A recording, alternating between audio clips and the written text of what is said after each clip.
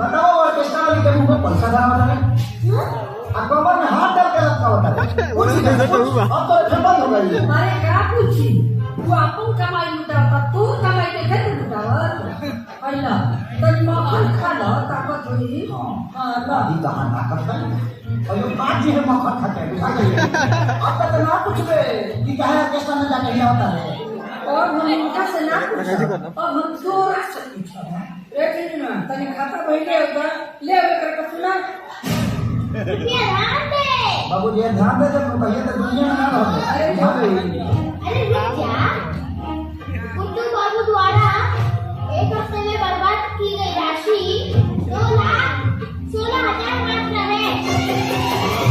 अरे मत मारे मत मार अरे मत मारे हाथ का भी अरे फूफू अरे तू भाभी ने तो हाथ छोड़ दे रे तो हाथ का भी रे ना हमारे मामा उतना पिटला घुमा के तो देखा तो लगे ना तो कोई तो नजर में ना तो पैसा का कौन कीमत हो ना तो समय की दिन भर अपना हमारा यार दोस्तों के साथ टक टक टक घूमता रहता तू कौन नहीं तोरा से बात करता नहीं सत्यनारायण बाबा का कथा नहीं के सुनाओ बेटा हमारी बदकिस्मती है कि उचित राशि के अभाव में तो हमारी बचे सोचने की द्वारा पढ़ा लिखा तो डॉक्टर बना जौला से कि होकर घर का दवाई के अभाव में तू और ना हो गए लेकिन तो कैमरा रख के आराम से चलो वीडियो कर ले पैसा की पैसा ना समझ ली पानी की तरह पैसा बहेगी मैं कब रोक कहनी या टोक कहनी जो तो हर मन तुरंत कहना सुन एकरा में तोरे जवन जवन पसंद होके सब रख ले हाँ माए हमारा तो कुल पसंद ना होता सब रख ले अरे बहुत प्रणाम अरे का नमस्ते करता रहा भैया तू माँ बेटा मिल के खानदान के इज्जत मिटा के मन बनोगन हाँ अरे जा लोगन तुम लोगन दूर से आई बाटो लोगन आराम कर लोगन चाय पानी कर लोगन फिर बाद में बात करिए लोगन हाँ एकदम मत बोल माई अरे यार अभी अभी जस्ट फेसबुक पे ना पापा की फोटो देखनी है लौकी मम्मी के साथ। अरे यार उसको लाइक भी करी कमेंट भी करी कि हैप्पी मैरिज लाइफ और शेयर भी करी। अच्छा शेयर कर ले हाँ और कौन काम नहीं है तू तो पकड़ा ही बैठ और भी ना खराब अरे अरे शांत हो जाओ हम पहले तो पूछा नहीं कि उन्हें सच में ना कि फेक है। साथ में देख बा शेयर करने के बाद पूछा करूं सच बा अरे यार बात तो सच वाली है ठीक बा हमें यही बात की तकलीफ है ना कि तार बुढ़ो बाप जो पाले ना तार शक्ल देख के लगे था कि बहुत अत्याचार करेगा। अरे जितने घर में जवान बेटा बा ओकर बुढ़ो बाप यहाँ कैसे कर सकेला इन सब के ऊपर ना तारा के जो सोशल मीडिया पे आवाज उठावे के चल हम तारा साथी बन चल मैंने शेयर किया से पहले समझ में ना आई है बात उठा ली नहीं है हां तना ना तो गोबर जी सुन मैंने तो पागल कर दिए मैंने नहीं पागल कर रहे अभी ना तो इस सोच के एक्साइटेड बने ना कि सास पतों के एक मिनट में गया एक बाजा बारात एक बात की कंफ्यूजन बाबू कि एक के दिन हम लोग के सुहागरात होई एक दिन लइको होई तो तोहर भाई और अपन लइका हम कंफ्यूज होने के अपन लइका खेले तेरा भाई खेले अब सब ले करेंगे आयो खत्म हो गया करे तू तो पागल हो जाएगा मेरा तो दिमाग खराब है अरे बता के बजा टिकट खिलाए हम सुना तू कभी धोखा दिया ना कभी गुनाह किया कभी बाप एक लग रहा ना लोग ना तबाह किया। अभी तक के दृश्यों से साफ पता चला है कि वो बाप नहीं बाप है। हाँ न तो का मुँह लटका के काहे बैठल बड़ा यार अकेले और ना हजार पूरे देश के समझा सके तो एगो बाप भी ना समझा सकेला। समझा के हर गई कौन फायदा नहीं है तो तुम्हारे पे अंतर क्या है? आंसर लिखी के लेना तब हम तो कोनो खाई के पूछते नहीं अगर का करी ना तो कभी और मौका मिलते अब बाप की बुद्धि में लेने क्या होगी? कुछ नहीं क्या हो सकता अल्लाह के नाम दे दे तू अल्लाह के नाम दे दे अल्लाह के नाम पर बढ़ाओ सर मारा करो मारे बस सब सर बाहर हो जाए देख ले आई ऐसी मोहर बा काए बा यहाँ हम डिप्रेशन में बनिए कहीं के मजाक सुझाता हां हमारा पूरा बात तो सुन यार। हम बस स्टैंड पे भिखारी बने तो कहा क्या नहीं, बाप के परेशान करे वाला भिखारी बन जाओ। घर के दुआरी के सामने रोज अल्लाह के नाम ले दे, मौला के नाम ले दे, बाप कितनी पसीज जाए। उनका कलेजा कबू ना पसीज सकेला। बात के बनावे के बाद पाकिस्तान के नाम एक बार कोशिश करके देखना। कोशिश बहुत है। बाप ना शराब पाई आनंद है लग रहा है मूड खराब कर रहा सर आज मन तक कर रहा लाभ से मारी के हक दस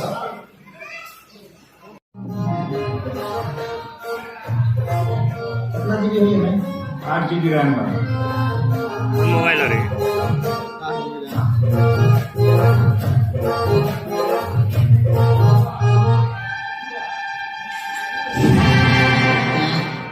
क्या बाबा बड़ा मसला भैया। पैसों मस्ते हुई सही कहा था। कितना दाम है भैया का 29,600 रुपया भैया। 29,600। कोनो बड़का बड़ी बात नहीं ला आई कार्ड ले ला 3 नंबर डाल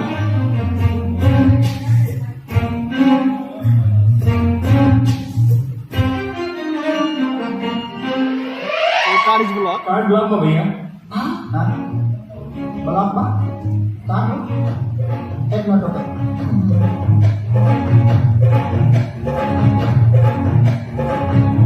कस्टमर केयर सेंटर में आपका स्वागत है। जी देखिए वो हमारा कार्ड ब्लॉक हो गया है। आप अपना नाम बताइए प्लीज। जी गुड्डू गुड्डू, जी जी जी लेकिन इसमें तो राम प्रसाद लिखा हुआ। जी हम उनके बेटे हैं सपुत्र। सर कार्ड तो उनके नाम पर है, उन्होंने कार्ड ब्लॉक कर दिया है। कैसे ब्लॉक कर देंगे? कार्ड तो मेरे पास है, आप कैसे ब्लॉक करेंगे इसको? देखिए गाड़ी की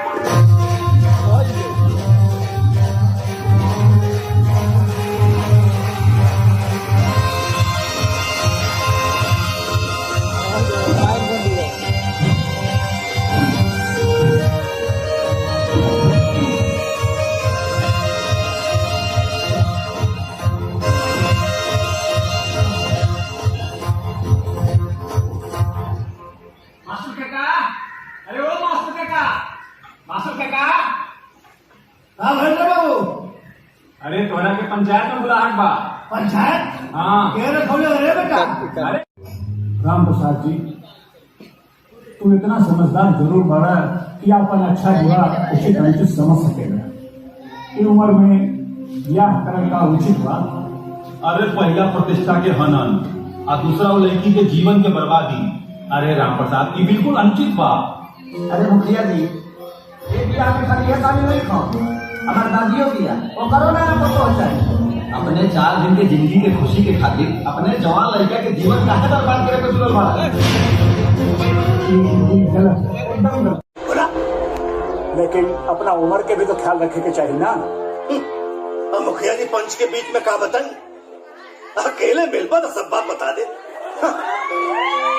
पंचायती के बाद तो भाई ये उम्र में हम बियाह काहे ना कर सकीला? बियाह के कोनो उम्र होला का? ई करे तो रासलीला हम करी तो करेक्टर ढीला। जोन पंच बोलौले बड़ा गुड्डू बाबू ये हमार बेटा ना हो ये हमार बाप हो बाप। इनसे बड़ा नकारा हमारा खानदान में क्यों ना भाई रास्ता इनके डॉक्टर बनावे खातिर भेजले रहनी बिल को छोड़ के चले आए पूरे पैसा के सत्यानाशी इनके पैसा दा देखा हीरो बन के घूमत हवे जूता कपड़ा सब चाहिए इनके एटीएम मशीन में से कुल पैसा खाली हो गए हीरो बन के घूमत हमारे लगता बिन बा तू बारू करम बा कि एक दिन तू नखाना बन के घूमबा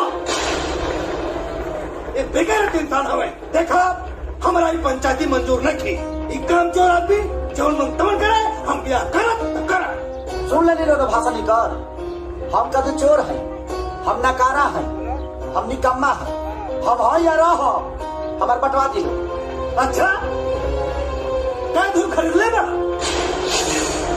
क्या दूर खरीद ले बड़े लेते कि तो बुरखा पुरनियन के को घर बा 5 कट्ठा के बांट लेने एक हिस्सा हुई में अब बाकी रहल अपन धान जौन अर्जित कैले बानी नू और मैंने एक चवन्नी ना मिली तोरा एक चवन्नी ए हेलो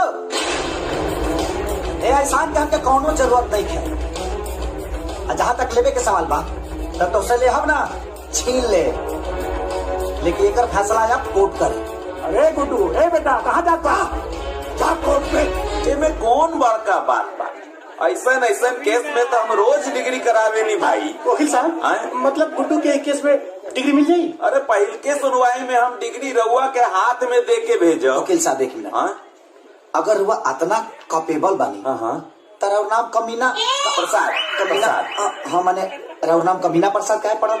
अब देख रावण बहुत बड़ा ज्ञानी रहे तो लोग ओकरा के राक्षस काहे कहत रहे फिर वैसे ही वकील के जात थोड़ा बदनाम बा वैसे हमार नाम कमला प्रसाद बा। अच्छा ये पुकार के नाम कमीना ना भाई कमीना हमार ब्रांड हो गई बा। आओ ना कुछ खाए पिए जाओ नेचर के हिसाब से। अरे रउआ लोग चिंता जिन करी महाराज एक बार जब हम केस ले लेवे नहीं तो समझ लो हमार हाथ से वो केस कहूँ जाए ना जीत के ही दम लेवो तनी 6 गो समोसा पार्सल करो। अच्छा देखा भाई हम तहार पेपर पूरा बनवा दे ले बनी ठीक बा तहनी लोग एगो प्रूफ लेके आ जा जेमे तहार नाम और तहार बाबूजी के नाम राम प्रसाद लिखल हो बस ठीक बा। आधार कार्ड चली? अरे दौड़ी भाई दौड़ी काहे के प्रूफ के मामला में आधार कार्ड सबके बाप कार्ड होला अनु हो गई। चलो चलो चलो अब देखा स्टाम्प पेपर लेवे के बाद और रजिस्ट्रार के पैसा देवे के बाद और हमार फीस भी बा तो निकाला तब तक। हाँ लाओ बात ऐसा बना कि बाबूजी हमारे एटीएम ब्लॉक करा दिले भाई जैसे कुछ व्यवस्था होता हम लिया के दे दे के ऐसा मामला बा। हाँ ओ तय काम करी कानून से चले के पड़ेला सब कुछ ना ऐजा दस्तखत कर दी एमे लिखल बा कि हम अभी राउर काम आगे बढ़ावा तनी पैसा बाद में रहुआ लोग हमरा के दे दे और टेस्टेड न करवावे के पड़ेला हर कुछ ऐजा साइन कर दी लो लो बोला लेकिन अपना उम्र के भी तो ख्याल रखे के चाहिए ना। मुखिया जी पंच के बीच में क्या बताई अकेले मिल पर सब बात बता दे। पंचायती के बाद तो भाई उम्र में हम ब्याह काहे ना कर सकी ब्याह के कोनो उम्र होला का ही करे तो रास लीला हम करी तो करेक्टर लीला जौन पंच बोलौले बड़ा गुड्डू बाबू ये हमार बेटा ना हो ये हमार बाप हो बाप इनसे बड़ा नकारा हमारा खानदान में क्यों ना भाई नाश्ता इनके डॉक्टर बनावे खातिर भेजले रहने इनको छोड़ के चले आए पूरे पैसा के सत्यानाशी इनके पैसा दा देखा हीरो बन के घूमत हवे जूता कपड़ा सब चाहिए इनके एटीएम मशीन में से कुल पैसा खाली हो गए हीरो बन के घूमत हमारे लगता बिन बा तू बारू करम बा कि एक दिन तू नखाना बन के घूमबा ये बेगैरत इंसान हवे देखा हमारा ही पंचायती मंजूर नहीं की ई काम चोर आदमी जौन मन तमन करे हम ब्याह करत त करत। सुन ले लो भाषा निकाल हम कद चोर है हम नकारा है हम निकम्मा है हम है या रह हमार बटवा दिलो। अच्छा क्या दूर खरीद ले ना क्या दूर खरीद ले बड़े लेते कि तो बुरखा पुरनियन के को घर बा 5 कट्ठा के बांट लेने एक हिस्सा हुई में अब बाकी रहल अपन धान जौन अर्जित कैले बानी नू और मैंने एक चवन्नी ना मिली तोरा एक चवन्नी। ए हेलो ए एहसान के हमके कौनो जरूरत नहीं है जहाँ तक लेवे के सवाल बा तब तो उसे ले हम ना छीन ले, लेकिन एक फैसला आप कोर्ट करे। अरे गुड्डू, ए बेटा कहाँ जाता जा कोर्ट में। ये में कौन बड़का बात बा? ऐसा केस में तो हम रोज डिग्री करावे नहीं भाई। वकील साहब, मतलब गुड्डू के केस में डिग्री मिल जाई? अरे पहले के सुनवाई में हम डिग्री रउआ के हाथ में दे के भेजो। वकील साहब एक मिनट, अगर वह इतना कैपेबल बनी तेरा नाम कमीना प्रसाद, कमीना हाँ माने तेरा नाम कमीना प्रसाद काहे पड़ल? अब देख, रावण बहुत बड़ा ज्ञानी रहे तो लोग ओकरा के राक्षस काहे कहत रहे। फिर वैसे ही वकील के जात थोड़ा बदनाम बा। वैसे हमार नाम कमला प्रसाद बा। अच्छा, ये पुकार के नाम कमीना ना भाई, कमीना हमार ब्रांड हो गई बा। आओ ना कुछ खाए पिए जाओ नेचर के हिसाब से। अरे रउआ लोग चिंता जिन करी महाराज, एक बार जब हम केस ले लेवे नी तो समझ लो हमार हाथ से वो केस कहूँ जाई ना। जीत के ही दम लेवत है। 6 गो समोसा पार्सल करो। अच्छा देखा भाई, हम तहार पेपर पूरा बनवा दे ले बनी जी, ठीक बा। तहनी लोग एगो प्रूफ लेके आ जा जेमे तहार नाम और तहार बाबूजी के नाम राम प्रसाद लिखल हो, बस ठीक बा। आधार कार्ड चली? अरे दौड़ी भाई दौड़ी, काहे के प्रूफ के मामला में आधार कार्ड सबके बाप कार्ड होला। अनु हो गई, चलो चलो चलो। अब देखा, स्टाम्प पेपर लेवे के बाद और रजिस्ट्रार के पैसा देवे के बाद और हमार फीस भी बा तो निकाला तब तक। हाँ लाओ। बात ऐसा बना कि बाबूजी हमारे एटीएम ब्लॉक करा दिले बड़े, जैसे कुछ व्यवस्था होता हम लिया के दे दे के। ऐसा मामला बा? हाँ। ओ तय काम करी, कानून से चले के पड़ेला सब कुछ ना। ऐजा दस्तखत कर दी, एमे लिखल बा कि हम अभी राउर काम आगे बढ़ावा तनी, पैसा बाद में रहुआ लोग हमरा के दे दे और टेस्टेड न करवावे के पड़ेला हर कुछ। ऐजा साइन कर दी। लो लो लो।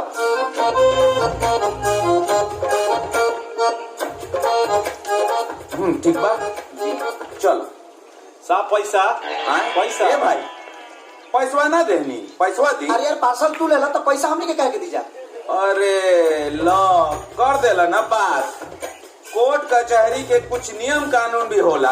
देखो, कोर्ट कचहरी पुलिस थाना के चक्कर में जे लोग पड़ेला, बड़का बड़का राजा लोग के राजपाट बिल में घुस जाला। पैसवा दे दो, रिवाज होला। सब एगो बात कही, हाँ तहर नाम कमीना के रख। अरे कमीना प्रसाद नाम बा भाई। हाँ, कमीना प्रसाद जी की नाम रख के रखल।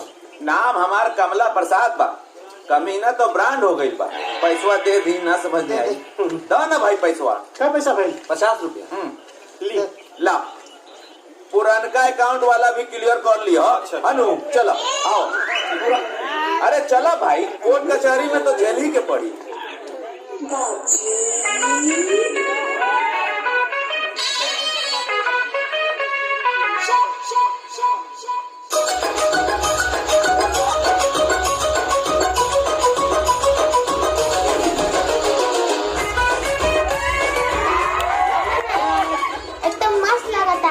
हैंडसम लगता नहीं बेटा?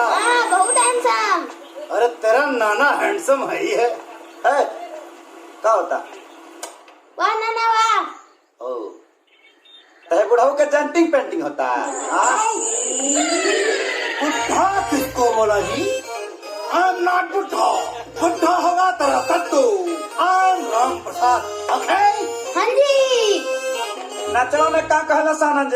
हाँ तो गौर करिए, सीमेंट बालू से कभी मकान नहीं होता, बिना सीमेंट बालू के कभी मकान नहीं होता, और काली कितना भी पोत ले कोई बुढ़ा कभी जवान नहीं होता। हमने के पुरानिया लोग कहला कि जवान जवानी में कोई जाला तो बुढ़ापा में भोगे के पड़ेला, और जब बुढ़ापा में कोई जाला जवानी में भोगे के पड़ेला। बुढ़ापा में सब जवानी में कहना चाहिए रे। ऊपर वाला बोलिए ते खतरी नीचे से निकल जाये। कितना लाल लगाम लगा ले केहू, लेकिन घोड़ी ना मिली। अच्छा बैठ के कितना चोकर खिया दे केहू। अच्छा ज्यादा ना चोती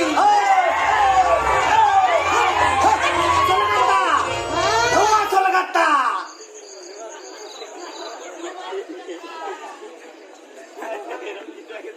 हालत खराब हो गई।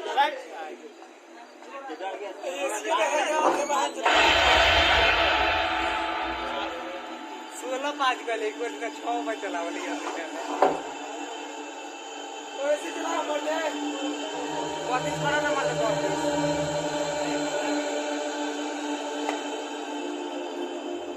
बहुत ही करता हूं ये ना ओ ऐसे चलाओ ऐसे चलाते गाड़ी बहुत ही करो चलो बहुत चलाओ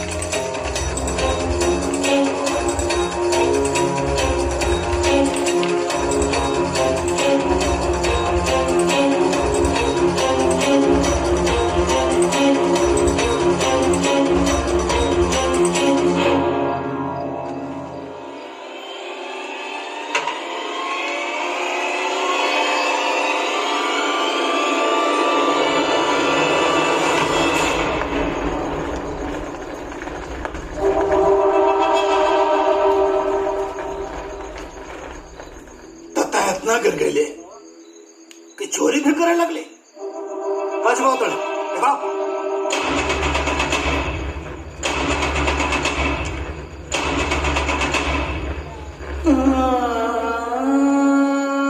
देखो फोटो के अपना साथ रखो तो दूर एक छुए लायक तो नहीं के अब ये फोटो छीनने से क्या फर्क पड़े वाला भगवान तो ममता की छाया हमारा सर से छीना वैसे भी अच्छा ही गई झींगा का उठा ले तो आदि तो हर कारनामा देख के ना चीते जी मर जाती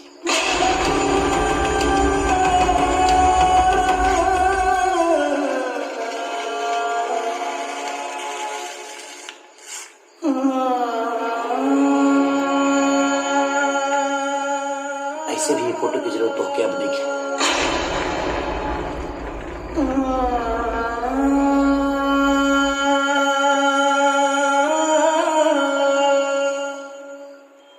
नमस्कार हम गुड्डू और हम जाना तनी कि आज हम जो करे जा रहे बानी वो बहुत लोग के तकलीफ दी मैम हाँ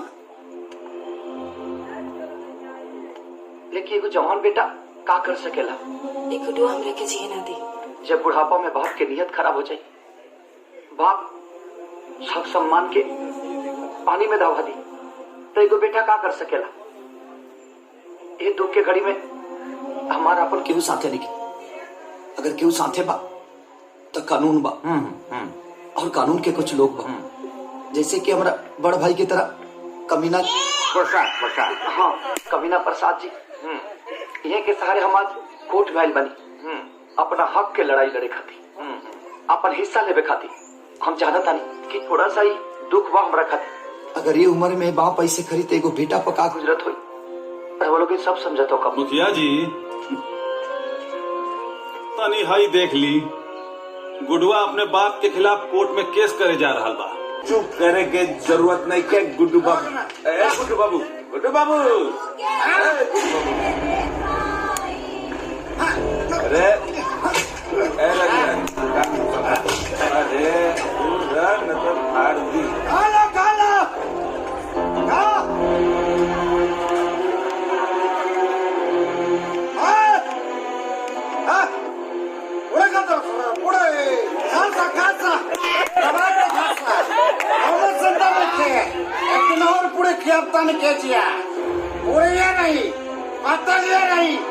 सब्जी ये रही रसगुल्ला ये रही फंक्शन चेंज मिली रानी के शराब के पूरे किया पे बुढ़ावे बुड्डू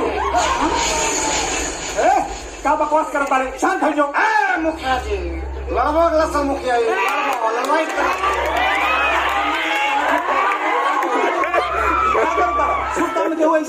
पंडित चुप तो कुंडली बोले हम बाढ़ में पता पड़ा नहीं बाढ़ में तरह का सुनामी में ले जाए अबे सबरात न जाई आरती जाएगा आरती हटो आरती जाएगा कौन है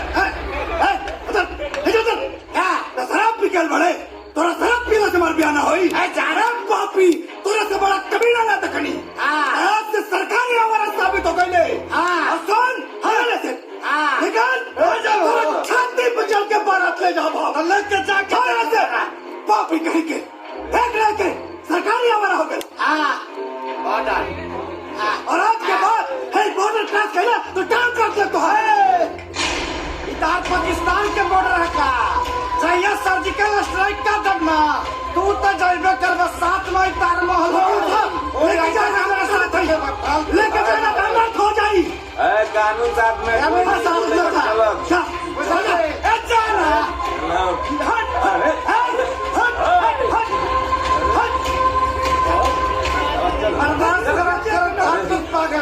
बैठ जा बैठ।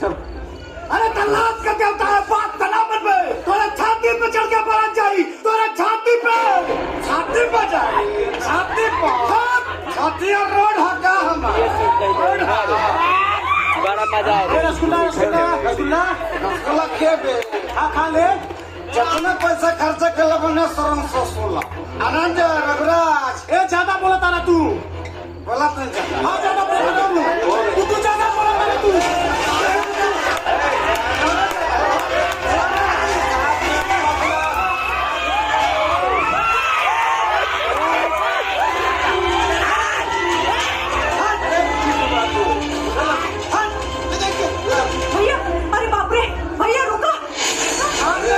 बर्बाद कर देंगे तुम लोग समझते क्या? अरे भाई शादी करेगा बुढ़वाई, शादी करेगा। ए भाई तू चला, ए भाई तू चला ऐसे से तू चला, अरे तू चला यार।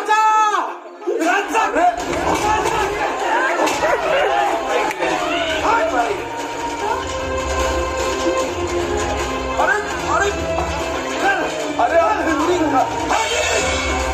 चलो चला यार। अरे अच्छा ना नहीं अभी बात ऐसा ना पड़ जाए, फरेबे न कर जाए। अरे हमार बात सुन पहले। क्या सुने? चिंता चिन कर, जब कानून के कलम लिखला बंद कर देला नु वही जैसे कमीना प्रसाद के दिमाग चलल शुरू हो जाला। हमारा दिमाग में वो आइडिया आइल बा। फिलहाल तो ऐसा से चलो तू ना बताओ तनी ऐसा ना पड़ जाए। अरे चलो भाई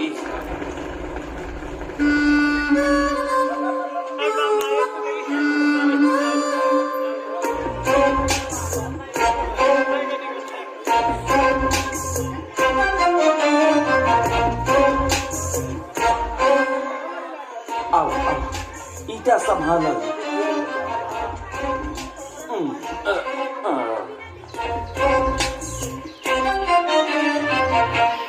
हम शांति के प्रतीक हैं, ठीक है? अरे क्या करते हो यार? कोनो काम आराम से सीधा तरीके से ना हो सकेला। तो दिखा तरह का लिख लेबा कि हम शांति के प्रतीक हैं। काम करला शांति वाला शांति के प्रतीक लिख लेबा। तो ठीक है, ठीक है, ठीक है ना? ठीक है चलो ना, चलो ना भाई। अरे रोहे दो, रोहे दो।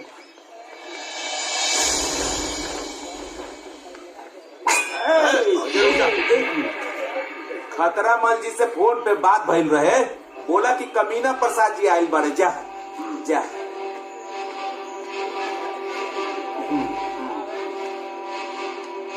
खतरा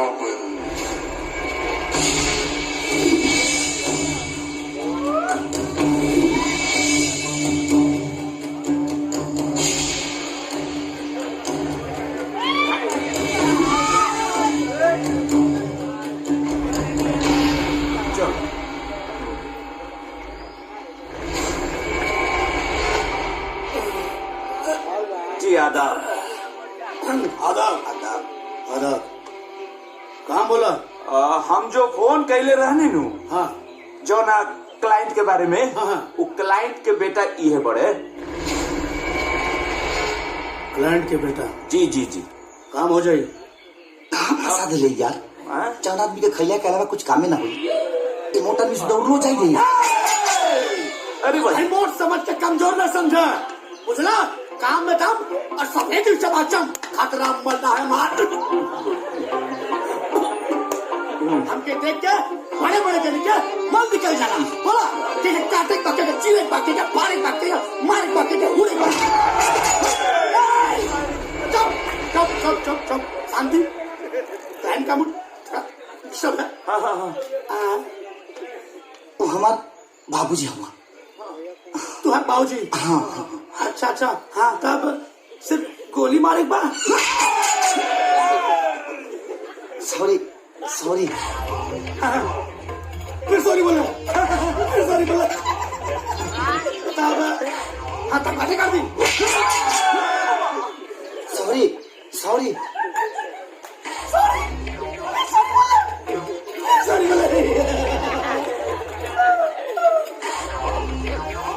मोटी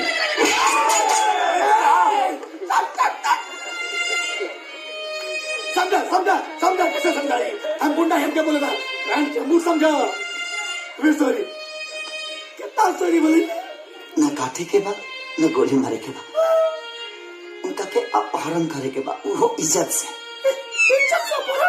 हाँ मतलब गोर छुप के उठा के चली आवे बा ना पैर छुके ना माने इज्जत से जैसा अपहरण हो सके अपन देख ले इज्जत से हाँ ना हो तो बोला कहीं और चले हो जाए ना हो जाए पैसा मालता पैसा वकील साहब बताई ना।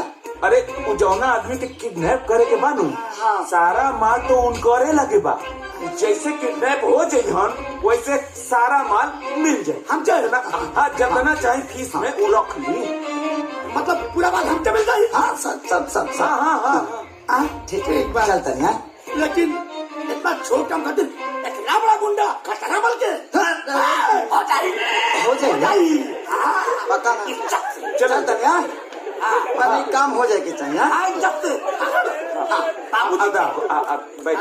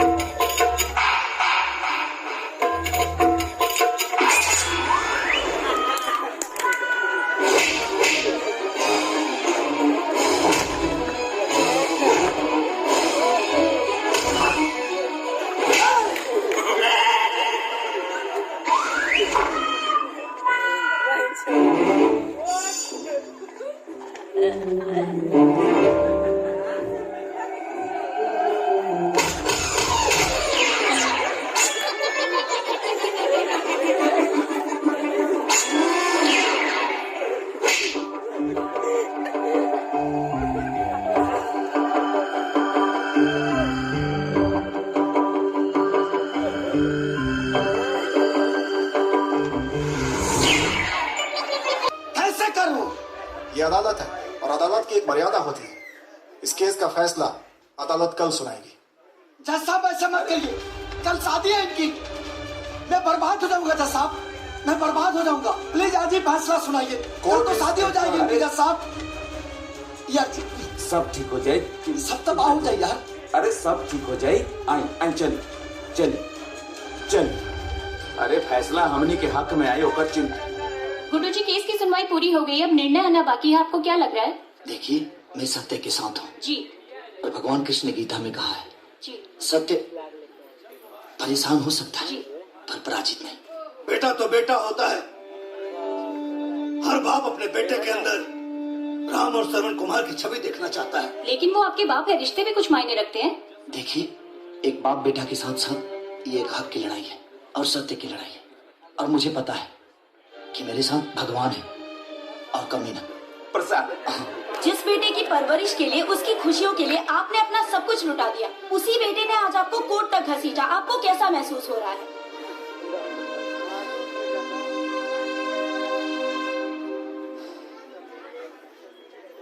यह मुकदमा हिंदुस्तान के हर बेटों के लिए एक सबक साबित होगा। Thank you.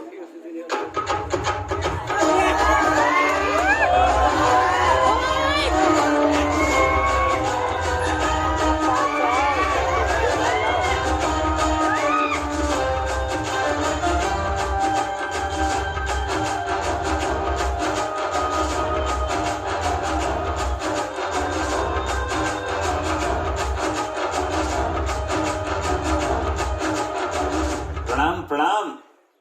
अरे ये बताएं कि बारात कब तक लेके आओ तनी? ए बाबू, एक रानी की अभी कहानी पर से पर्दा उठा लिया जाओ। कहा कहनी हो एक बात रहनी हो कि गुड्डुआ के सुधारे खातिर हमन लोगन जवनी नौटंकी कैले बनी जा, झूठ मूठ के बियाह वाला नौटंकी, ओकरा पर से पर्दा उठा ले जाओ बाबू। पर्दा हटा ले जाओ। हाँ, भरी पंचायत में ब्याह के डेट ऐलान करके, तिलक चढ़वा के, गांव समाज में सब जगह कार्ड न्योता बंट गई। और रउरा एकरा के नाटक कहता नहीं, का कहता रहो? हाँ, अरे हमनी के यहाँ बात भइल रहे, अब तो जबरदस्ती बतिया उतर रहा। का बात भई रहे का ना भई रहे हमरा कुछ मालूम नहीं के, बुझाई ना? कहा बगता रे? अरे बेटा ये उम्र में हम अगर ब्याह करब तो समाज के काम दिखाई। अरे जौन बेटा के भविष्य सुधारे खातिर हम इतना बड़ा नौटंकी करी, वो बेटा के अपन मुंह कैसे दिखाई बाप? हम इतना पागल नहीं थी कि रउरा बेटा के सुधारे खातिर हम अपना बहन के इज्जत दाव पे लगा दी और ओकर जीवन बर्बाद करती। देख नादानी में तहु कुछ ना समझ पहले, गुड्डुआ के सुधारे के जिद में हम कुछ ना समझ पहले, उल्टा पुल्टा फैसला ले लेनी, बात आगे बढ़त चल गई। इस उम्र में हम ब्याह करब, अपना खानदान का नाम मिट्टी में मिलाए, लोग थूकी हमरा के गाली दे। तो लोग तो पहले ही से थूका रउरा के ऊपर। अब खानदान के जहाँ तक बात करता नहीं तो खानदान में रहिए कर ले तो रउरा लगे। अब बेटा के नजर में तो रउरा पहले ही गिर गई बानी। ए राम प्रसाद जी, अगर रउरा बारात लेके ना आई तो हम अपना बहन के डोली रउरा दरवाजे पे लेके आ जाये। रउरा सोच ली। सोच लेनी बेटा, बारात निकली। जो सबूत और गवाह अदालत में पेश किए गए हैं वो पर्याप्त नहीं है जिससे यह साबित हो सके कि गुड्डू के पिता राम प्रसाद ही हैं। इसलिए यह अदालत। रुक जाइए जज साहब।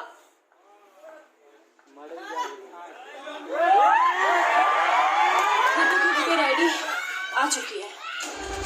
वोटर आईडी ये दे दीजिए।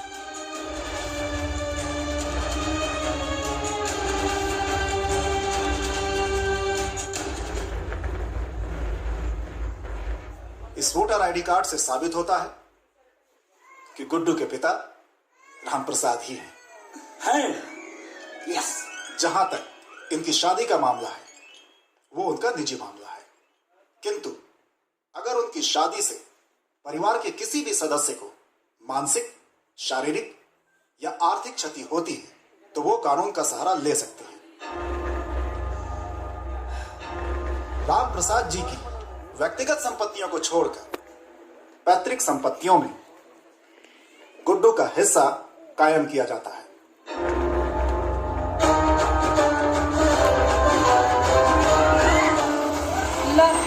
आ गई। बंद कर, बंद कर।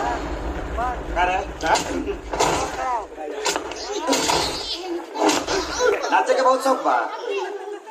धंधा है काका जवा तो ना काका जवा। देख डिग्री हो गई है गुडुआ के, डिग्री हो गई। बहुत कमर हिलता ना। अब नागिन धुन बजाओ, नागिन धुन बजाओ, नाच नागिन डांस कर, बंद कर, नाच बिना साउंड के नाच नागिन डांस, नाच। ई का कर रहल बड़ा बाबू तू? परम चपड़ा बनल बड़ा, परम चपड़ा। सब आई देख ल कोर्ट का डिसीजन, सब लोग साथ छोड़ दिए हमारे। ए बुढ़ियो आई देखा कोर्ट का डिसीजन, तहार डबल चश्मा बना है का। ए मुखिया जी आई देखा कोर्ट का डिग्री है आ तहार जन्म कुंडली है। देखा देख ल कारे ठकरा रे सबहरिया ना दे सबहरी। राम प्रसाद जी बाहर निकला।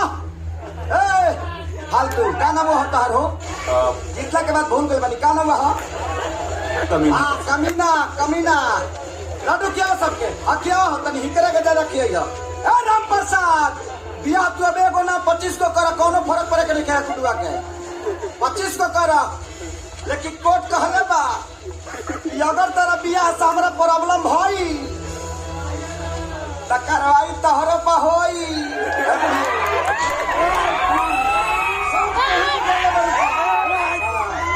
राम प्रसाद जी निकला बाहर। अब गुडवा के आके ना जमींदारी हो। ठीक बा चल साफ पैसा पैसा ए भाई पैसवा ना देनी पैसवा दी। अरे यार पार्सल तू लेला तो पैसा हमने के कह के दीजा। अरे लो कर देला ना बात।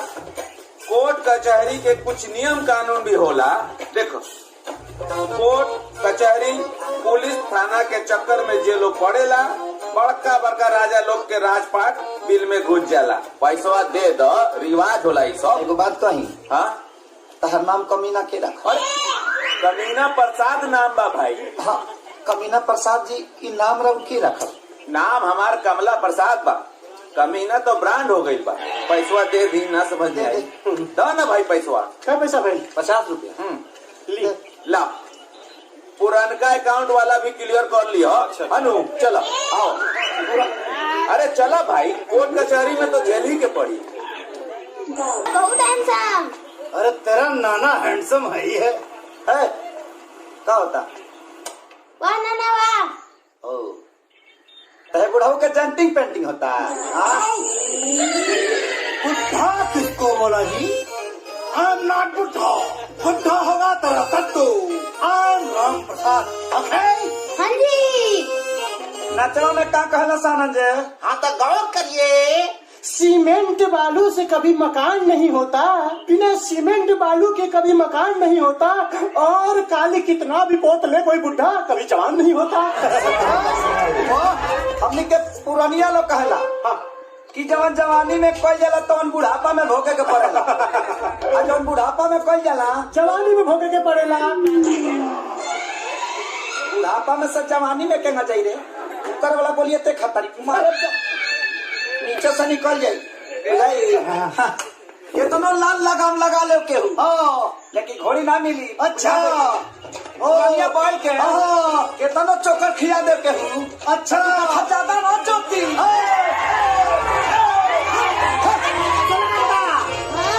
लगाता।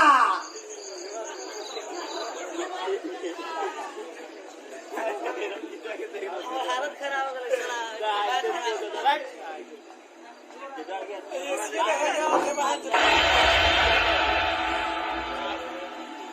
आजकल एक मिनट का 6 बार चलावली ऐसे चला बोले वापस करा ना मतलब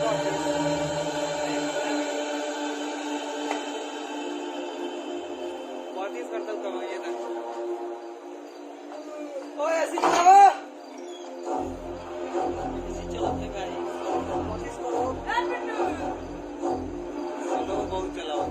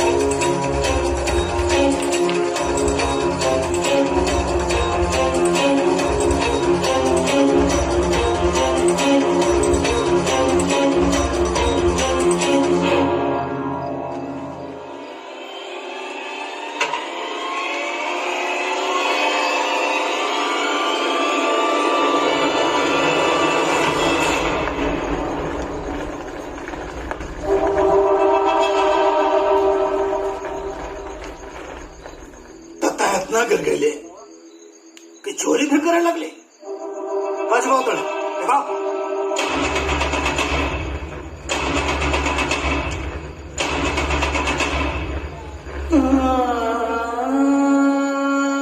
फोटो के अपना साथ रखो तो दूर लेकिन छुए लायक तो नहीं के।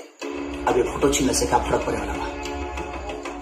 भगवान तो ममता की छाया हमारा सर से छीने वैसे भी अच्छा ही गई झींगे को उठा ले न तो आज तो हर कारनामा देख के ना जीते जी मर जाती।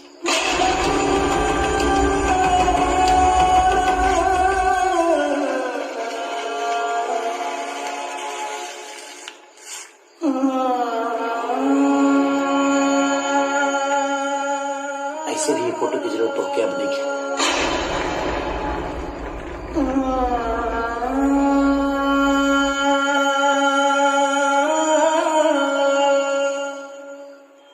नमस्कार, हम गुड्डू और हम जानता नहीं कि आज हम जो करे जा रहल बानी वो बहुत लोग के तकलीफ दी।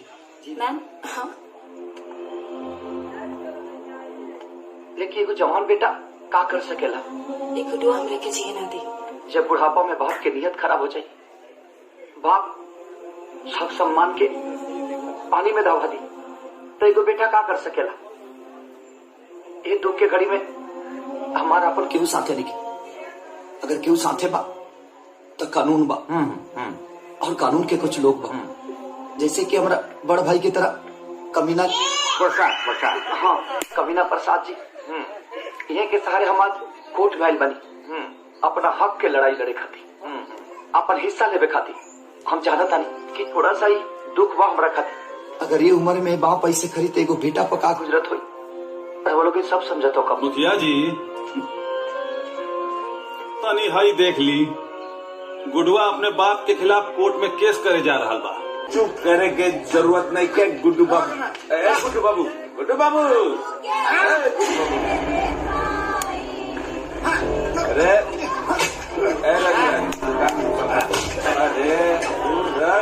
फाड़ दी।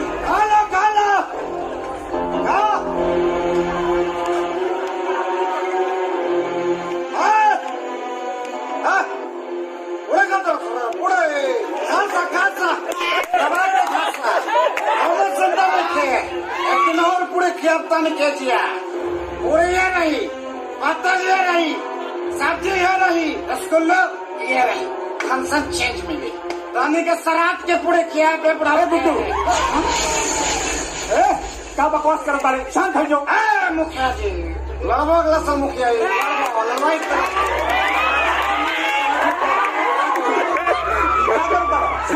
ऐसा करेगा पंडित चप तो कुंडले बने बामा हम बाढ़ में पता पड़ा नहीं, बाढ़ में तरह का सुनामी में ले जाए। अबे सब रात न जाए, आरती जाएगा, आरती हटो, आरती जाएगा। कौन है शराब पी के बड़े तोरा शराब पीला से मार बिया ना होई।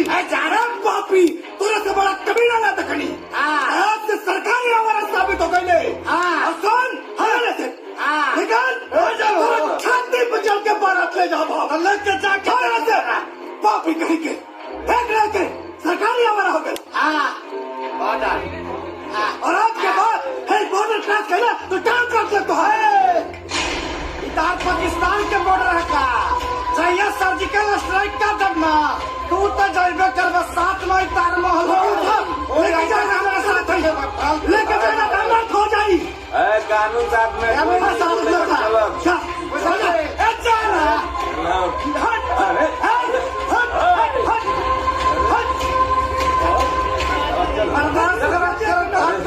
अरे बैठ जा, बैठ। अरे तलाश करके होता है बात तना मत में, तोरा छाती पे चढ़ के बारात जाई, तोरा छाती पे जाई, छाती और रोड हका हमारा बड़ा मजा है। रसगुल्ला खेबे खा ले, जितना पैसा खर्चा कर बने सरम सो 16। आनंद रघुराज ए ज्यादा बोला तारा तू, बोला तो ज्यादा। हाँ ज्यादा बोला तू ज्यादा बोला तारा तू।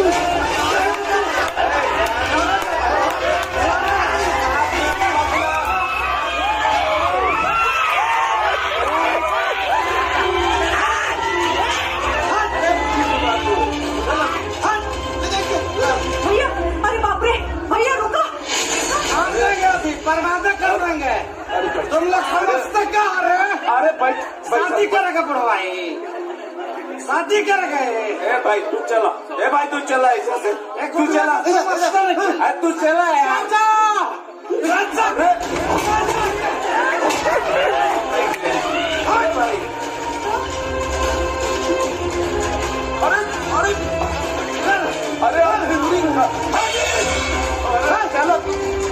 चला यार, अच्छा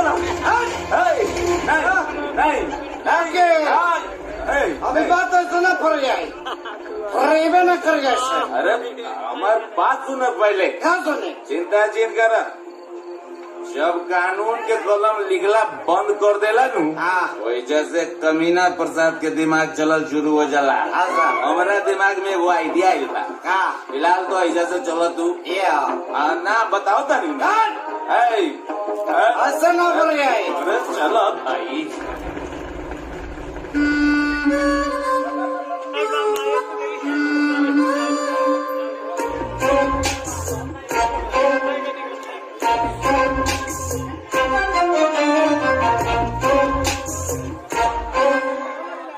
आओ ईटा संभाल।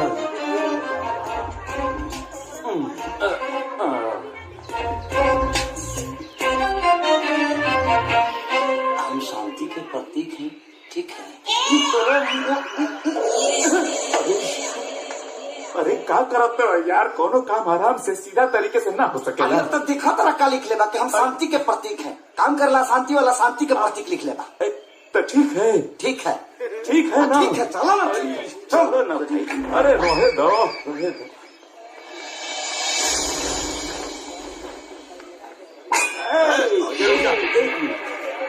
खतरा मन जी से फोन पे बात भइल रहे, बोला कि कमीना प्रसाद जी आयल बारे। जा जा।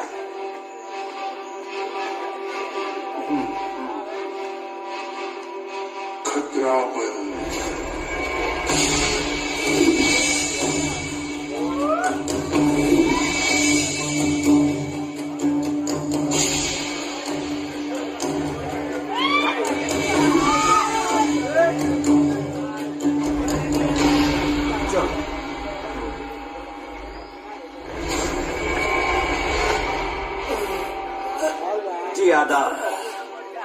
आदाब आदाब आदाब। कहाँ बोला? हम जो फोन कैले रहने नु, हाँ, जो ना क्लाइंट के बारे में, हाँ, वो क्लाइंट के बेटा ये बड़े। क्लाइंट के बेटा? जी जी जी। काम हो जाए। कहाँ फंसा दिले यार? चार आदमी के खैलिया के अलावा कुछ कामे ना हुई। मोटा मिस दौड़ो जाएगी। अरे भाई मोट समझ के कमजोर न समझा, बुझला? काम में काम और सफेद चमाचम, खतरा मरना है मार। हमके देख के बड़े बड़े जन के मन निकल जाना। बोला कि काटे पके के चीरे पके के पारे पके के मारे पके के उड़े। चुप चुप चुप चुप चुप, शांति। टाइम का मुझ सब है। हाँ हाँ हाँ। वो हमार बाबूजी हुआ। तुम्हारे बाबूजी? हाँ हाँ। अच्छा अच्छा, हाँ। तब सिर्फ गोली मारे बा? Sorry sorry. फिर सॉरी बोला, फिर सॉरी बोला। तब हाँ तब बातें कर दी। सॉरी सॉरी सॉरी बोला। आँख खोटी।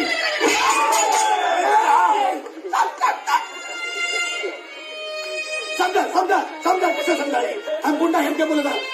मुंह समझा। फिर सॉरी। कितना सॉरी बोली? न काटे के बाद न गोली मारे के बाद उनका के अपहरण करे के बाद वो इज्जत से। इज्जत से अपहरण? हाँ। मतलब गोर छुप के उठा के ले चली आवे बा? ना पैर छुके ना, माने इज्जत से जैसे अपहरण हो सके अपन देख ले। इज्जत से? हाँ। ना हो तो बोला कहीं और चले हो जाए ना, हो जाए हो जाए। पैसा मांगता? पैसा वकील साहब बताई ना। अरे जौना आदमी के किडनैप करे के बाद सारा माल तो उनकरे लगे बा। जैसे किडनैप हो जाइहन वैसे सारा माल मिल जाए। हम चाहे ना, हाँ जितना चाहे फीस में वो रख ली। मतलब पूरा बात हमसे मिल जाए? हाँ सब सब सब सब। हाँ हाँ हाँ ठीक है, एक बार चलता है। लेकिन इतना छोट काम खातिर इतना बड़ा गुंडा खतरा बोल के हो जाए पता नहीं। चलता है मैंने काम हो जाएगी चाहिए। बैठ।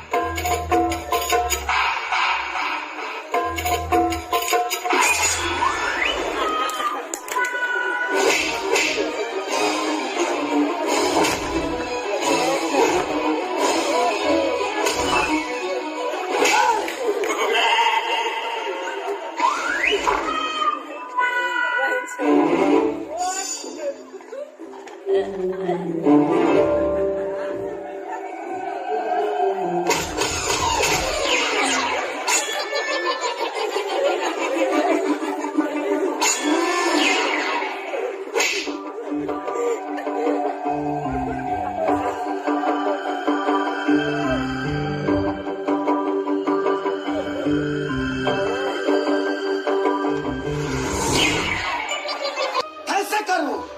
ये अदालत है और अदालत की एक मर्यादा होती है। इस केस का फैसला अदालत कल सुनाएगी। जज साहब ऐसा मत करिए, कल शादी है इनकी, मैं बर्बाद हो जाऊंगा जज साहब, मैं बर्बाद हो जाऊंगा। प्लीज आज ही फैसला सुनाइए, कल तो शादी हो जाएगी इनकी जज साहब। यार सब ठीक हो जाए, सब तबाह हो जाए यार। अरे सब ठीक हो जाए। आई चल चल चल। अरे फैसला हमने के हक में आए ओकर चिंता।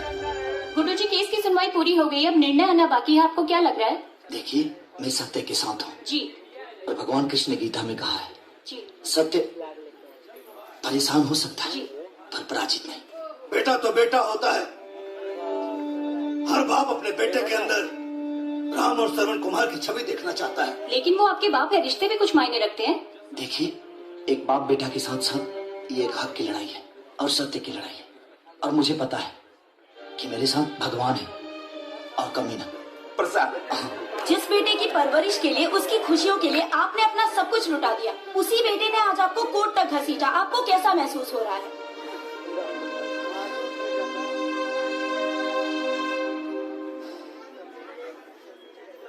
यह मुकदमा हिंदुस्तान के हर बेटों के लिए एक सबक साबित होगा। Thank you.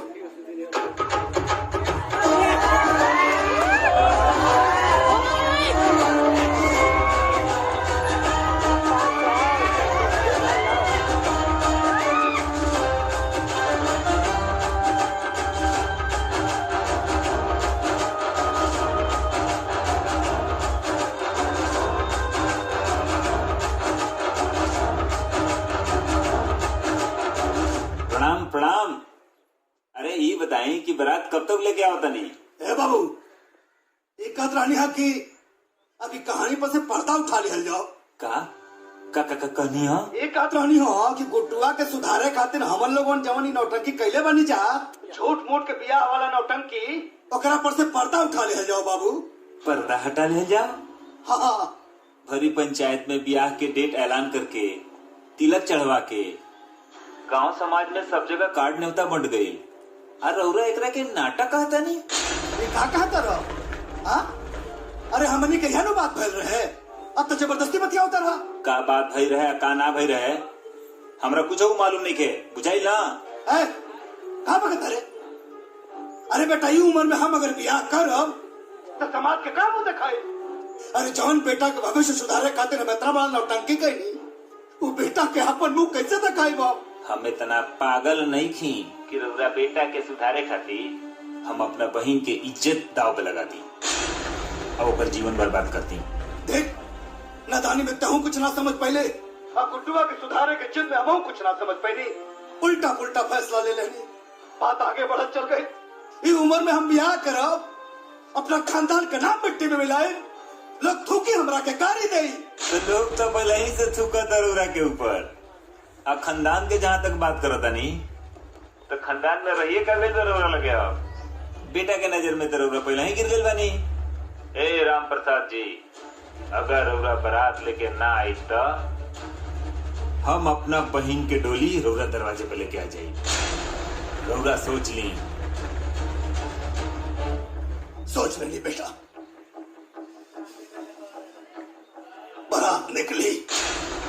जो सबूत और गवाह अदालत में पेश किए गए हैं वो पर्याप्त नहीं है, जिससे यह साबित हो सके कि गुड्डू के पिता राम प्रसाद ही हैं। इसलिए ये अदालत। रुक जाइए जज साहब।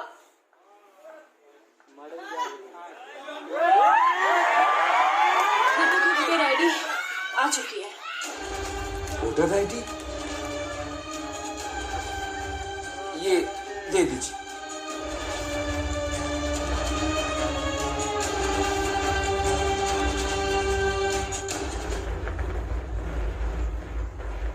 इस वोटर आईडी कार्ड से साबित होता है कि गुड्डू के पिता राम प्रसाद ही हैं। यस।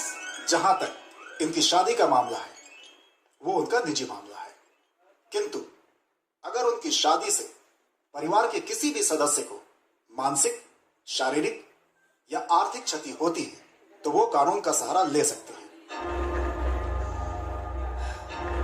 राम प्रसाद जी की व्यक्तिगत संपत्तियों को छोड़कर पैतृक संपत्तियों में गुड्डू का हिस्सा कायम किया जाता है।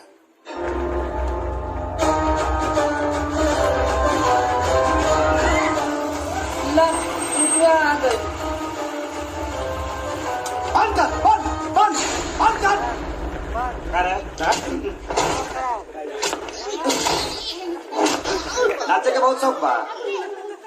चंदा आई काका जवा तो ना काका जवा देख डिग्री हो गई है गुडुआ के, डिग्री हो गई। बहुत कमर गया तना।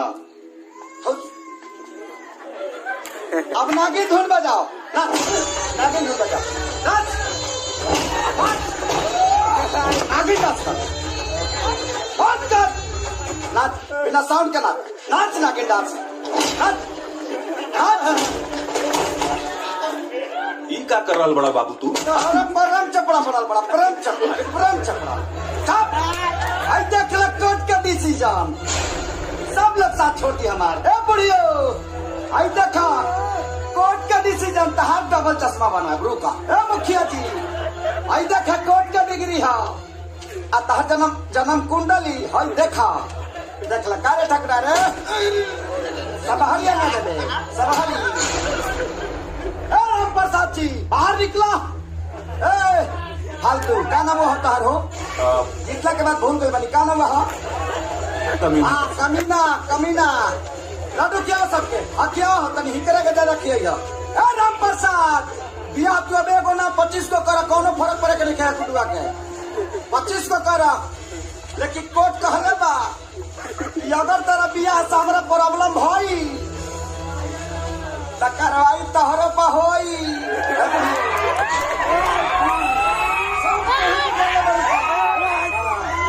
राम प्रसाद जी बाहर निकला बाहर।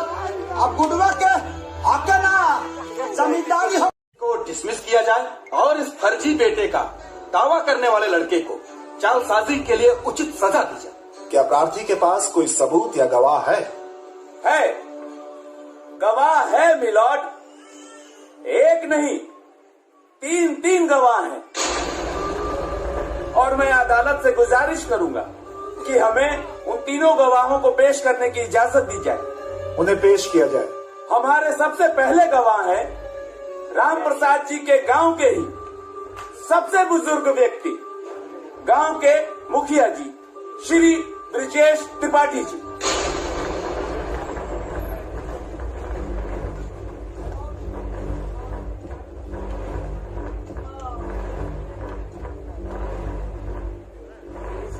हुजूर, मैं उस खुशी के समय को कैसे भूल सकता हूं जिस दिन गुड्डू का जन्म हुआ था। उस दिन राम प्रसाद जी फूले नहीं समा रहे थे।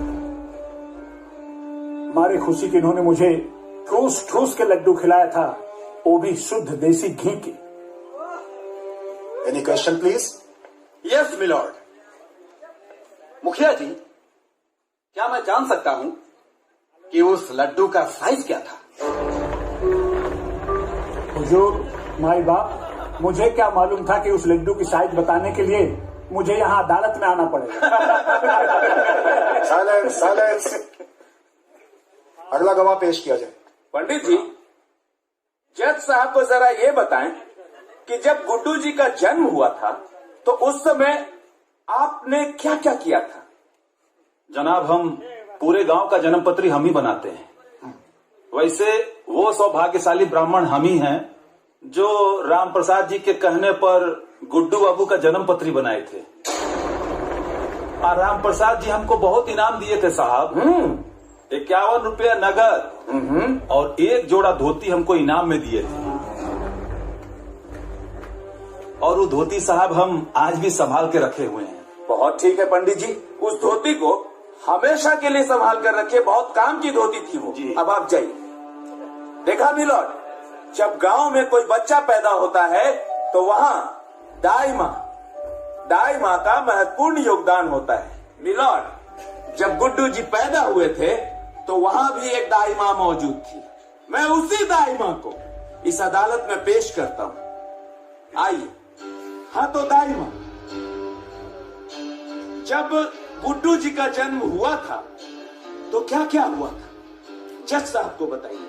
माई बाप हम ही रही जे गुड्डू बबुआ के नार कट ले रही। और सरकार, हमरा वो दिन अच्छे से याद है जब नार की कटाई में राम प्रसाद जी हमरा के सोने की सिकड़ी दे ले रहलन, जन आज भी हम पहले बानी। सुरहुआना सच बा सरकार कि गुड्डू बबुआ राम प्रसाद जी के सुपुत्र बाड़े। अब आप जा सकते।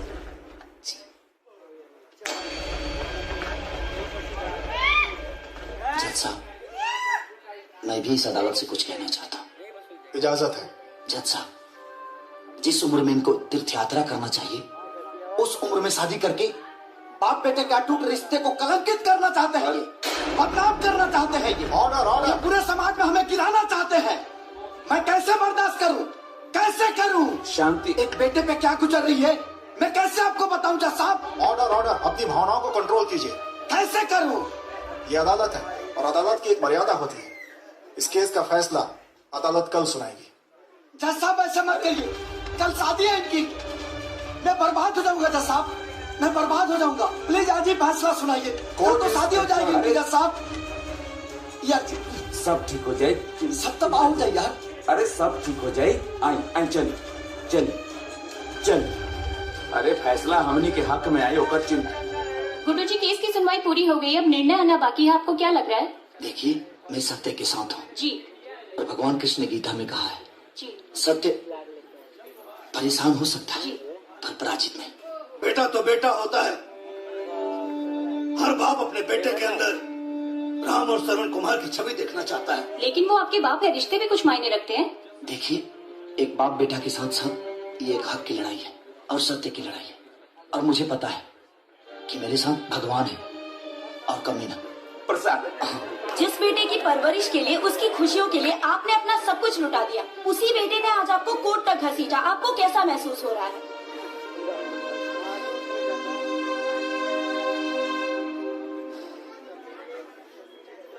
यह मुकदमा हिंदुस्तान के हर बेटों के लिए एक सबक साबित होगा। Thank you.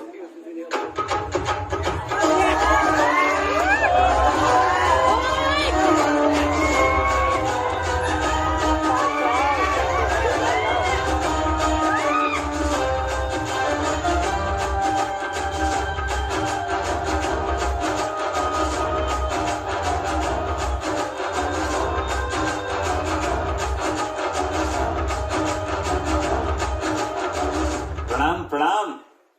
अरे ये बताएं कि बारात कब तक लेके आओ तनी? ए बाबू, एक रानी की अभी कहानी पर से पर्दा उठा लिया जाओ। कहानी है? एक रानी हो कि गुड्डुआ के सुधारे खातिर हमन लोगन जवानी नौटंकी कैले बनी जा, झूठ मूठ के बियाह वाला नौटंकी, ओकरा पर से पर्दा उठा लिया जाओ बाबू। पर्दा हटा ले जाओ? हाँ। भरी पंचायत में ब्याह के डेट ऐलान करके, तिलक चढ़वा के, गांव समाज में सब जगह कार्ड न्योता बंट गई। अरे एकरा के नाटक कहता नहीं? का कहता रहो? हाँ? अरे हमनी के यहाँ बात भर रहे, अब तो जबरदस्ती बतिया होता रहा। का बात भई रहे, का ना भई रहे, हमरा कुछ मालूम नहीं के, बुझाई ना? का बगत रे? अरे बेटा, ये उम्र में हम अगर ब्याह करब तो समाज के काम हो दिखाई। अरे जवान बेटा के भविष्य सुधारे खातिर हम इतना बड़ा नौटंकी कही, वो बेटा के अपन मुंह कैसे दिखाई बाप? हम इतना पागल नहीं थी कि रउरा बेटा के सुधारे खातिर हम अपना बहन के इज्जत दाव पे लगा दी और ओकर जीवन बर्बाद करती। देख नादानी में तहु कुछ ना समझ पहले अब गुड्डुआ के सुधारे के जिद में हम कुछ ना समझ पहले उल्टा पुल्टा फैसला ले लेने बात आगे बढ़त चल गई। इस उम्र में हम ब्याह करब अपना खानदान का नाम मिट्टी में मिलाए लोग थूकी हमरा के कारी दे तो लोग तो पहले ही से थूका दरोरा के ऊपर। अब खानदान के जहाँ तक बात करो तनी तो खानदान में रहिए कर ले दरोरा लगे। अब बेटा के नजर में दरोरा पहले ही गिर गई बानी। ए राम प्रसाद जी अगर रौरा बारात लेके ना आई तो हम अपना बहन के डोली रौरा दरवाजे पे लेके आ जाये। रौरा सोच ली। सोच लेनी बेटा। बारात निकली। जो सबूत और गवाह अदालत में पेश किए गए हैं वो पर्याप्त नहीं है जिससे यह साबित हो सके कि गुड्डू के पिता राम प्रसाद ही हैं। इसलिए यह अदालत रुक जाइए जज साहब।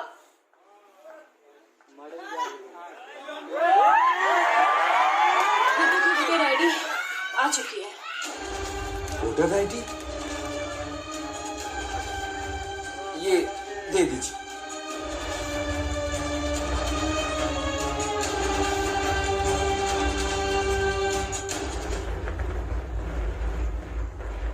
इस वोटर आईडी कार्ड से साबित होता है कि गुड्डू के पिता राम प्रसाद ही हैं। यस। जहां तक इनकी शादी का मामला है वो उनका निजी मामला है, किंतु अगर उनकी शादी से परिवार के किसी भी सदस्य को मानसिक, शारीरिक या आर्थिक क्षति होती है तो वो ड्राइवर खानी मुंह लेकर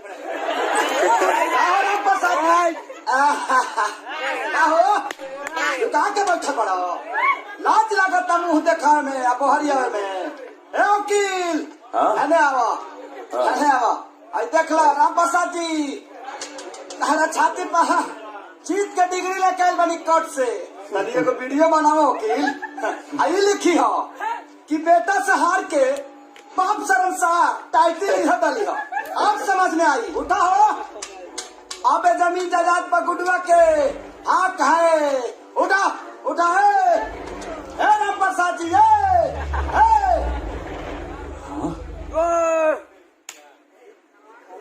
भाजी भाजी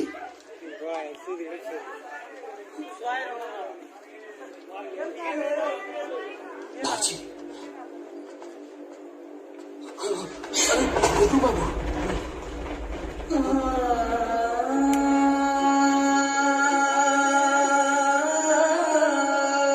बाबू ए हमार बाबू बाबू बाबू का रे गुडुआ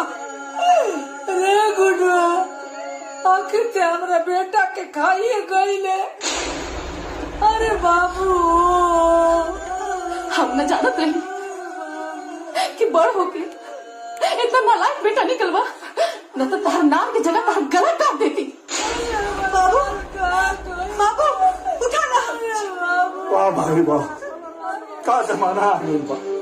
एक ही बाप कि अपना बेटा के जितावे खातिर हमनी के कोर्ट में गवाही देवे खातिर भेजले रहल, और एक ही इदारा एक बेटा जे अपने बाप के मुआ देलस। हे भगवान, का जमाना आ गया बा। तोहरा जैसे नालायक औलाद के देख के बेटा आज हमरा विश्वास हो गई। पंचांग, कुंडली, ग्रह, नक्षत्र, अरे सब झूठ बा बेटा। तो के अपने जीत पे बहुत घमंड रहा ना गुड्डू। ला आज तो जीत गई ना। हमारे बाबूजी हार गई, वो हमेशा हमेशा खाते।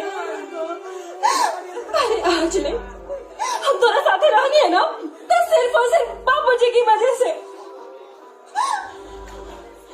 काहे कि बाबूजी ही काले रन। हमारा बेटा अपना जिद और नासमझी के चलते बिल्कुल अकेला पड़ गए लो। ओकरा साथे क्यों नहीं के बेटा? बेटी तू ओकर साथ मत छोड़िया। ओकर साथ मत छोड़िया। लेकिन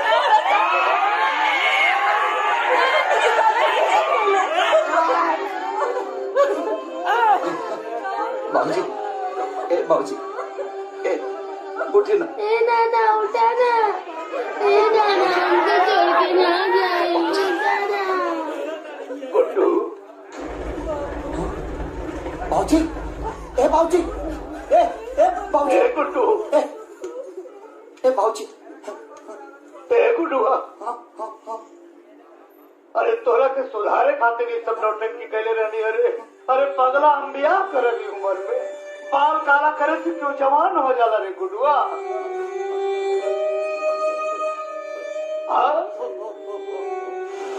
बेटा तोरे लापरवाही से ना बहुत परेशान हो गए।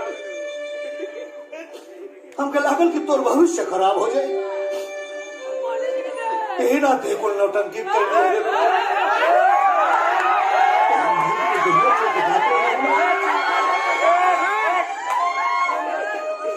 तो हमारा से वो बच्चन ले लेगा नहीं हो। गुडुआ के बहुत बड़ा डॉक्टर बनेगा। बेटा कर्जा देके हम तो हर एडमिशन मेडिकल कॉलेज में कर दोगे, लेकिन तू तो बिछड़े में छोड़ के चलेगा। हमके बहुत गुस्सा लगा जब ते मेडिकल कॉलेज छोड़ के चले गया था। सोचती कि तोरे माई का कहा जवाब दे। इन खातिर डरवावे खातिर झूठ मूठ के ब्याह का नाटक कहनी। अरे पागल, बचपन में जब तक छोड़ कर रहे नु और कोनो बात ना मानत रहे आना तो भूत का और शेर के भालू के बहाना वाला या नौटंकी करी तो भाग के आके हमारा गोते बैठ जात रहे। हमारा यहाँ पुत्र रहे बेटा कि तब बहुत बड़ा हो गई। गुडुआ बहुत बड़ा हो गई, वो ना डरा।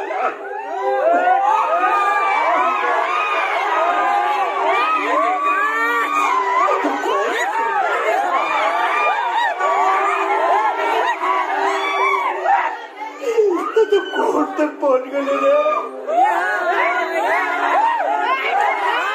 ये ना कुछ नहीं की जमानत कर गई। हम तो अपने नौटंकी में फंस गए रे। अपराध हो गई रे बेटा, हम अपना नौटंकी में फंस गए थे। हमसे गलती हो गई रे गुडुआ। एक बेर लौटा रे बेटा।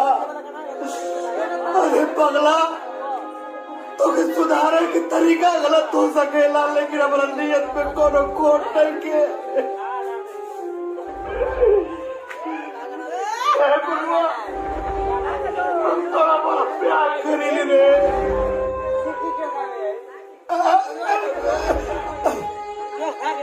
गुडुआ, ए गुड्डू, ए बाबू बहुत घबराहट हो रहा बा। हमारा छाती में बहुत दर्द हो रहा है रे गुडुआ। ए बेटा आजा रे।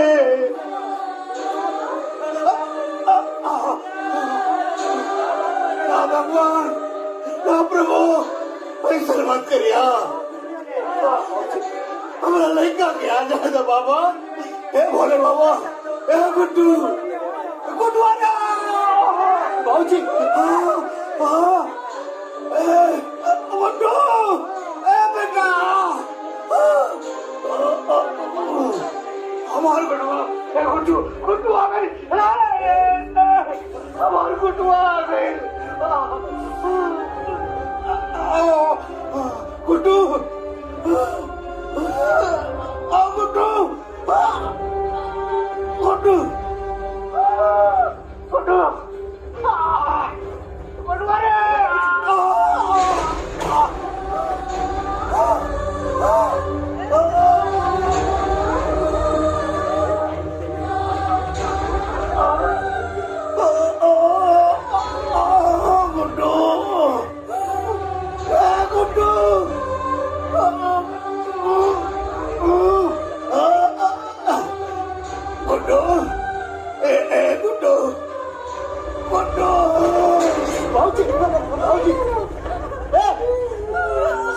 कोई देखना बाबूजी, बाबूजी, बाबूजी, हमके गाना पहले बता दी बाबूजी। बाबूजी गाना बता दे बाबूजी। बाबूजी हमार बाबूजी उठे ना बाबूजी बाबूजी